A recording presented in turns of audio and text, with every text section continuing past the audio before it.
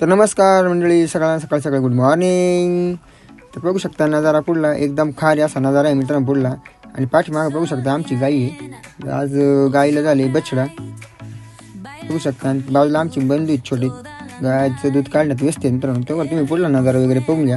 एकदम भारी आणि चांगला असा नजारा आहे मित्रांनो पुढला. शेळ्या वगैरे सकाळी पावसामुळे वातावरण एकदम भारी झालं. तर मित्रांनो पुढे आल्या तुम्ही बघू शकता तुम्ही माणसाने एवढं नटून थटून चाललंय कुठे. तर मित्रांनो आपल्याला जायचं होतं गुप्ती विठोबाला. गुप्ती विठोबाला जायचं होतं मित्रांनो. तर बघा आता गाडीला दांडा मारला आणि आपण गाडीवरती आलो मित्रांनो. एकदम खतरनाक असा नजारा आहे मित्रांनो. पाऊस पण चालू होता आणि पुढलं वातावरण एकदम थंड असं वातावरण होतं मित्रांनो. तर गावात आलो मित्रांनो आता आपण. तर गावात आल्या बघू शकता गावामध्ये शेळके साहेबांची बस लावली होती.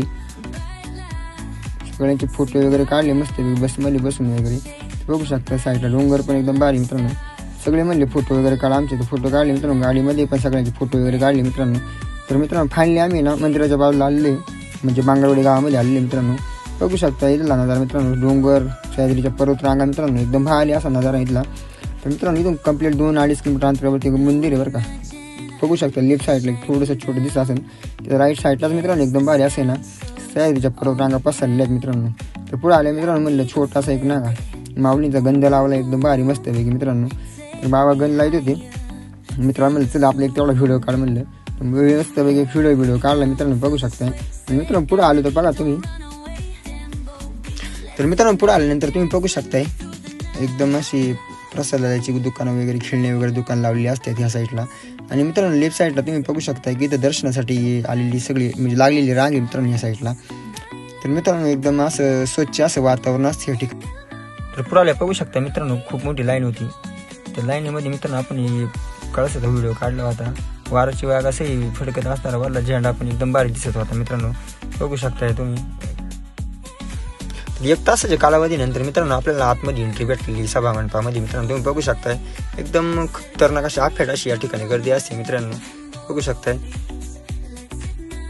तर पुढे आले मित्रांनो तुम्ही बघू शकताय की आपल्याला 1.5 ते 2 तासाच्या कालावधीनंतर आपल्याला माऊलींचं दर्शन झालेलं आहे. इथं आल्यावरती एकदम भारी असा इथला नजारा आहे मित्रांनो. तुम्ही बघू शकताय.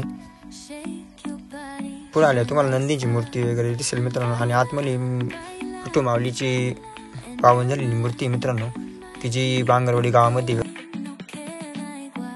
तर मित्रांनो आपलं आता दर्शन वगैरे झालेली. तर पुढे बघू शकता मंदिरामध्ये समोर आल्यानंतर तुम्ही इथं मुख दर्शनासाठी लागलेली खूप मोठी अशी रांग आहे मित्रांनो. एकदम भारी असा इथला नजारा आहे तुम्ही बघू शकता मित्रांनो. आणि खूप लांबून या ठिकाणी भाविक भक्त दर्शनासाठी येत असतात बरं का मित्रांनो.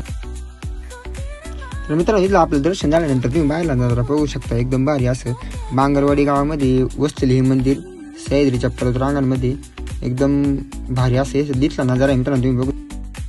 तर मित्रांनो पुढे आल्यानंतर आम्ही प्रसादाचा आस्वाद घेण्याचा कार्यक्रम चालू होता मित्रांनो आमचा. मित्रमंडळी वगैरे बघू शकताय एकदम भारी असं. तर पुढे आल्या तुम्ही बघू शकता मित्रांनो आम्हाला आमचे मित्र परिवार भेटलेत नांदूर पाठराचे. थोडी मज्जा मस्ती वगैरे की त्यांच्यासोबत केली. फोटो वगैरे काढले त्यांच्यासोबत मित्रांनो. आणि मग आम्ही आमच्या गावाकडे प्रस्थान केलं मित्रांनो. तर तुम्हाला आजचा व्लॉग कसा वाटला कमेंट करून नक्की सांगा. लाईक करा, शेअर करा आणि मित्रांनो सबस्क्राईब करा तेवढं विसरू नका. धन्यवाद.